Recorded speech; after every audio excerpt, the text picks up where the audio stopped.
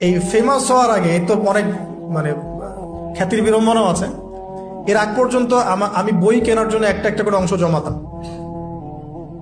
অনেক সময় এমন হয়েছে যে একটা জায়গায় যেতে হবে, ভাড়াটাকে সেভ করেছি বই কেনার জন্য, হেঁটে হেঁটে গিয়েছি।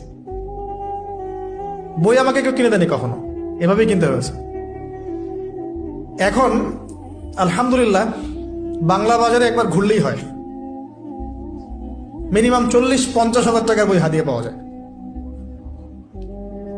লাস্ট টাইম আমি হাদিয়ে পেয়েছি 350টা বই। এই যেবার আসলাম এই কয়দিন আগে 350টা বই। বইয়ের প্রতি মহব্বত থাকলে আল্লাহ আপনাকে অনেক বই দিবেন। আমি বললাম না, হকপন্থী ওলামা একরামের সোহবতে থাকেন, আমি একজন আলেমকে দেখেছি সারাদিনই বই পড়ে, খালি বই পড়ে আর বই পড়ে। আর একটু পরপর খালি বলে লা ইলাহা ইল্লাল্লাহ, একটু পরপর খালি বলে লা ইলাহা ইল্লাল্লাহ।